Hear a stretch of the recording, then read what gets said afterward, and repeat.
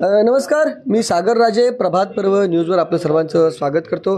आज आपण खारघर येथील IDBI या शाखेमध्ये आहोत आणि या शाखेमध्ये रोंजण गावचे पंढरीनाथ काशीनाथ पाटील यांच्यासोबत शिवसेनेचे सर्व पदाधिकारी या ठिकाणी आलेले आहेत, स्थानिक पदाधिकारी आलेले आहेत. पंढरीनाथ काशीनाथ पाटील यांच्या बाबतीत 30 लाखाची फसवणूक झाल्याचा आरोप त्यांनी केलेला आहे. तत्कालीन बँकेमध्ये जे अधिकारी होते त्यांना म्हणजे त्यांची सही वगैरे सगळं आहे, परंतु ते अशिक्षित असून देखील अशिक्षित असल्याने 30 लाखाची त्यांची FD ही LICमध्ये त्यांनी एक प्रकारे कन्वर्ट केलेलं आहे. खरं म्हणजे 75 वर्षीय आणि अशिक्षित असलेले ग्रस्त त्यांना स्वतः वारस म्हणजे मुलगा नाही, मुली आहेत आणि अशा परिस्थितीत त्यांची 30 लाखाची जी FD होती ती मॅच्युअर झाल्यानंतर डायरेक्टली त्यांनी LICमध्ये ट्रान्सफर केली. जेव्हा ते या ठिकाणी आले, त्यांना जेव्हा पैशाची गरज होती आणि ते पैसे काढण्यासाठी आले, तेव्हा त्यांना कळलं की आपले आता LICमध्ये ट्रान्सफर झाले, ते पैसे मिळू शकत नाही.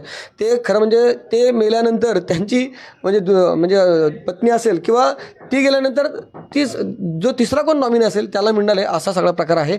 बँकेचे अधिकारी याविषयी बँकेच्या अधिकाऱ्यांसोबत इथल्या स्थानिक जे शिवसेनेचे पदाधिकारी आहेत त्यांची देखील भेट झाली होती. त्यांनी याविषयी त्यांना विनंती केली होती, त्यांनी वेळ दिली होती. अजून देखील तो प्रश्न सुटलेला नाही. मागील 2 महिन्यापूर्वी जवळपास ही सगळी मंडळी आली होती आणि तो लाईव्ह व्हिडिओ देखील तुम्ही या ठिकाणी पाहिलेला आहे. आता देखील बँकेचे जे अधिकारी आहेत, इथल्या स्थानिक पदाधिकाऱ्यांचा अतिशय सौम्य आणि अगदी सनदशीर मार्गाने अशी मागणी आहे की ज्या कोणी अधिकाऱ्यांनी ही फसवणूक केली असेल, ज्याची त्या काळात सही असेल, त्याला दोषी पकडून त्याच्यावर कायदेशीर कारवाई केली पाहिजे. शिवाय जो आमचा शेतकरी आहे, जो अशिक्षित आहे, जो 75 वर्षीय आहे, त्याला संपूर्ण पैसे दिले पाहिजेत आणि या बाबतीत लवकरात लवकर सगळा निर्णय झाला पाहिजे, जेणेकरून हा प्रकरण या ठिकाणी सुटला पाहिजे. नाहीतर आम्हाला नाईलाजाने या ठिकाणी शिवसेने स्टाईलमध्ये आंदोलन करावं लागेल, आमरण उपोषणाला बसावं लागेल. अशा पद्धतीने त्या ठिकाणी येथील बँकेला येऊन त्यांनी इशारा दिलेला आहे. बँकेचे जे मॅनेजर आहेत ते देखील आपल्यासोबत आहेत. त्यांचं काय म्हणणं आहे हे आपण सुरुवातीला जाणून घेऊ. साहेब, आपका नाम क्या?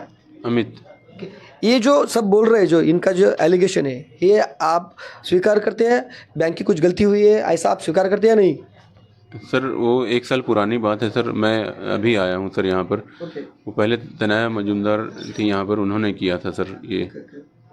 तो मतलब उस समय तो सर अब अंकल और वे यही जानते हैं कि मतलब क्या कितना समझाया था क्या, क्योंकि तनया बोलती है सर कि केशव जो हैं सर के, उनको बताया था सर पूरा इसके पॉलिसी के बारे में कि केशव पाटिल सर हैं, उनके सर के भतीजे. यानी आपका ऐसा कहना कि आप उस समय नहीं थे तो उसकी ज़्यादा जानकारी आपको नहीं थी, लेकिन आपकी कोई तनया नाम के जो अधिकारी थे उनके टाइम में ये सब कुछ हुआ था. तो इसके बारे में आपने ये जो डिमांड करे कि ये पैसा मिलना चाहिए, इसके बारे में कुछ आपने आपके ऑफिस में आगे नोट डाला है या फिर आगे कुछ कार्रवाई की कि जिससे इनको पैसा मिले? हमने सर LIC को सर एक लेटर में लिखा है सर, अपने लेटर हेड पे. फिर उनको मेल भी किया है सर. हमारे GM ऑफिस और जोनल ऑफिस से भी उनके पास गया है सर. और वो पर्सनली हम लोग जाके उनके पास, और मैं हर एक अल्टरनेट डे जाके LIC के ऑफिस में मिल रहा हूँ सर उनसे. देखिए, IDBI बैंक एक रेप्यूटेड बैंक है और कोई अधिकारी ऐसी गलती करे तो पूरे बैंक का नाम खराब हो जाता है और ये अच्छी बात नहीं. तो आपको नहीं लगता कि ये सीरियसली लेना चाहिए? क्योंकि 2 महीने हो गए फिर भी ये इसके बारे में कुछ आगे बढ़ नहीं रहा है. ऐसा इनका जो बोलना है वो सच में सच है या गलत है? हाँ सर, दरअसल हम लोग सर पूरा प्रयास कर रहे हैं, लेकिन पैसा आना है LIC से सर. तो हमने सर जितना जो भी राइटिंग में दे सकते थे और जो हमने पूरा प्रयास किया है सर, और हम अभी भी प्रयास रहते हैं सर. हम इसको ये एक नोट जो है ना, मैंने देखा उसमें तो कहीं आपने नहीं लिखा. एक मिनट, ये बैंक देखिए, ये IDBI bank limited Kharghar branch का जो इंटरनल जो है उसमें है ना, उसमें इन्होंने मेंशन किया कि ये लोग आए थे शिवसेना वाले और हैरेसमेंट कर रहे थे, कुछ धमकी दे रहे थे, ऐसा लिखा है. यानी एक्चुअल में जो है, जो इनका जो एलिगेशन है, इसके बारे में तो नहीं लिखा. बैंक एक्स्ट्राऑर्डिनरी सिचुएशन को करते हुए नहीं, उसमें लिखा है ना, देखिए रिकमेंडेशन में क्या लिखा है, considering the extra ordinary situation end security of the bank officials. अभी बैंक ऑफिशियल की सिक्योरिटी के लिए, यानी बैंक के ऑफिशियल को ये धमकी दे रहा है, ऐसा इनका कहना है इस नोट में. तो we request LIC to consider this as a special case, assuming the political and social dimensions of the case which is now going out of control. We request LIC for full refund with decision with deduction of pension already paid. अभी इसका क्या मतलब है, pension already paid, यानी क्या deduct क्या हो जाएगा इनका? मतलब जो अभी तक जो इनको पेंशन मिला है सर, जैसे 15,000 के करीब मिलता है हर एक मंथ। ओके ओके तो मतलब क्योंकि वो LIC तो उतना तो शायद जो दे चुका है वो शायद मैनेज करेगा। तो लेकिन देखिए इसमें इनका नुकसान होने वाला है कि नहीं है ना? अभी जो पैसा LIC में जो उन्होंने पैसा डाला, अभी उसमें डिडक्शन अगर हो जाएगा तो इनका नुकसान भी हो सकता है ना? जी सर, हाँ, तो उसकी जिम्मेदारी कौन लेगा? हमने सर इसलिए फुल रिफंड के लिए ही लिखा है सर। आपने लिखा है, LIC कंसिडर करेगी क्या? ये सर हमने तो पूरा इसलिए हमारे सीनियर लेवल से गया हुआ है सर। ओके अभी है ना, हम लोग है ना बाहर जाएंगे थोड़ा, ये तो हम लोगों ने देखा है पूरा सिच्युएशन क्या आहे, हे पूर्ण प्रकरण काय ते आपल्याला थोडं आहे ना बाहेर या प्लीज थोडंसं, नाही हे बाजूला हां येईल का ते अँगल व्यवस्थित नाही, अँगल या तुम्ही आता उभं राहता का इथे 2 मिनटं, या 2 मिनटं या इकडे उभे राहिले तर जरा बरं पडेल, अँगल दादांना घ्या इकडे, चला ठीक आहे आपण जमतो इथे, ठीक आहे इथेच आता आपण बाहेर नको, इथेच ठीक आहे, इथे उभे राहा थोडंसं बरं ओके नाही काय चल राव साहेब आहे ना, म्हणजे इथे कुठलीही दादागिरी नाही काय नाही, अतिशय शांततेने चालू आहे, अतिशय शांततेने सगळं मागणी आहे तुमची, बाबा तुम्ही ही जी मागणी करता त्याचं कारण काय अगोदर सांगा, म्हणजे यांचं संपूर्ण प्रकरण काय थोडक्यात सांगा मला. निश्चित आता आपण पाहत असाल जे माझ्या समोर व्यक्ती उभे आहे त्यांचं नाव आहे पंढरीनाथ काशीनाथ पाटील, वय 75 वर्ष, पेशाने शेतकरी आहेत आणि इथले स्थानिक भूमिपुत्र आणि प्रकल्पग्रस्त आहेत. झालं असं की बँकेत त्यांच्या खाते असल्यामुळे त्यांनी या बँकेत त्यांची जी जमापुंजी आली प्रकल्पासाठी जे काही त्यांना पैसे मिळाले ते 30 लाख रुपयाची यांनी या बँकेत FD केली होती. आता ती FD मॅच्युअर्ड होऊन 2018 5 वर्षांनी ती मॅच्युअर होणार होती. तर त्यांनी ती मॅच्युअर्ड झाल्यानंतर ते बँकेत आले, कारण त्यांची स्पाईनची आणि गुडघ्याची सर्जरीचं त्यांना डॉक्टरनी कन्सल्ट केल्यामुळे तर हे पैसे काढण्यासाठी जेव्हा बँकेत आले तेव्हा त्यांनी जेव्हा बँकेला विचारणा केली की मला माझी FD मॅच्युअर झालेली, मला ती विड्रॉल करायची, कारण मला हॉस्पिटलचा खर्च आहे आणि माझे कौटुंबिक काही सोहळे आहेत ते त्यासाठी मला करायचे. त्या दिवशी त्यांच्या लक्षात आलं की त्यांची जी FD होती ती बँकेने त्यांना कुठलीही पूर्वसूचना न देता ती LIC मध्ये वर्गी केली. LICच्या योजनेमध्ये कुठली योजना आहे ती? LICची काहीतरी जीवन साथी म्हणून काही जीवन अक्षय योजना आहे. मुळात त्यांना ह्या गोष्टीचं काहीच माहिती नाही आहे आणि ती व्यक्ती अशिक्षित असल्यामुळे की निदान त्यांच्या कुटुंबातील त्यांची जबाबदार वाईफ असेल किंवा त्यांची जबाबदार मुलगा असेल त्यांची बँकेने संमती घेणं गरजेचं होतं. त्यांचा कौटुंबिक फोटो या LIC सोबत एक लावणं गरजेचं होतं, कारण ही पॉलिसीच्या नुसार मॅच्युअर्ड झाल्यानंतर त्यांच्या कुटुंबातील नातेवाईकाला किंवा त्यांच्या नातवाला ते मॅच्युअर्ड होऊन भेटणार आहे. म्हणजे हे मेल्यानंतर कोणाला भेटणार हे तरी याच्यासोबत प्रूफ पाहिजे होतं. ॲक्च्युली त्यांना मुलगाच नाही का? त्यांना मुलगाच नाही ही तर पहिली गोष्ट आहे, परंतु त्या बँकेने हा तरी विचार करायला पाहिजे की तो माणूस अशिक्षित आहे तर त्याची सही आपण घेतली कशी. आणि त्यांना विचारलं असता त्यांनी सांगितलं की ते पैसे विड्रॉल करायला आले होते आणि त्यावेळी जी अधिकारी होती शना काहीतरी महिला अधिकारी होती त्यांनी सांगितलं की माझी स्लिप भरून दे, मला पैसे काढता येत नाही. तर तिने स्लिप भरायच्या नावाखाली त्यांची सही घेतली. आता यांना वाटलं ते पैसे माझे विड्रॉलसाठी त्यांनी सही घेतली आणि फॉर्म वगैरे असेल कारण मॅच्युरिटी ना रिन्यू किंवा त्यांना बहुतेक रिन्यूच सांगितलेलं आहे, तर रिन्यू आणि पैसे काढायच्या हिशोबात त्यांनी साईन केली आणि ही त्यांची फसवणूक बँकेने केली हे आमचा उघड आरोप आहे. कारण त्यावेळचे जे मॅनेजर होते तेही त्याच्यामध्ये सामील असायचे तेवढीच शक्यता आहे, कारण एवढी मोठी पॉलिसी जेव्हा बँकेतून FDच्या नावाने वर्गी होते तर मॅनेजरच्या आधिपत्याखाली सही झाल्याशिवाय होत नाही. आणि आज जेव्हा आम्ही बँकेकडे या गोष्टीची विचारणा करायला आलो, आज आम्ही त्यांना मुदतीपेक्षा जास्त 2 महिन्याचा वेळ दिलाय त्यांना, कारण आम्हालाही माहिती आहे हे कागदोपत्री आता झालेलं आहे. पण आमचं म्हणणं एवढंच आहे की तुम्ही ज्या अर्थी आमच्या माणसाची फसवणूक केलेली आहे त्यांचे पैसे त्यांना मिळावे यासाठी आम्ही झोनल ऑफिसला मिटिंग घेतली, त्यांची कमिटी आली आणि ऑलरेडी यांनी जो टाइम पिरियड नोव्हेंबरचा एंडिंगचा घेतला होता तो आजही फुलफिल केला नाही. यांचं चाळ ढकल चालू आहे आणि ते सिरियस नाही आहेत, म्हणून त्या बँकेला त्यांची जागा दाखवण्यासाठी आज आम्हाला पुन्हा इथे यावं लागलं. मी जे स्वतः इथले अकाउंट होल्डर आहेत, पंढरीनाथ काशीनाथ पाटील तुमचं नाव, वय किती आहे तुमचं आता? 75. बरं, तुम्ही जेव्हा या ठिकाणी FD केली होती त्याच्यानंतर FD मॅच्युअर झाली तेव्हा जेव्हा तुम्ही पैसे काढायला आले होते तेव्हा तुमच्यासोबत कोण होते? कोण होतं? आम्ही एकटाच होतो. तुम्ही एकटे होते? हां, एकटाच. आता बघा नॉमिनी म्हणून तिथे आता त्यांचं काय म्हणणं आहे की तिथे कोणाचा तरी त्यांच्या बायकोचा थंब इम्प्रेशन आहे असं त्यांचा कोणतरी एक मुलगा बोलत होता. तर तुमची बायको होती का? तुमची पत्नी? नाही, घरी आले होते. हां? घरी आलेले. कोण हे लोक घरी आले होते? कशासाठी? एक मिनिट, काय नाही सांगितलं. हां? नाही सांगितलं. बरं बघा, पेपरवर कोणाचे मग अंगठ्या घेतलं सही? घरवालीचे. Okay, bye. बरं बघा, हे संपूर्ण एकतर शिक्षण किती झालं तुमचं? 7वी झाले आता. जुने 7. मग तुम्हाला वाचता येतं इंग्लिशमध्ये, त्याच्यामध्ये काय संबंध? काहीच नाही. मराठी जरी वाचता नाही.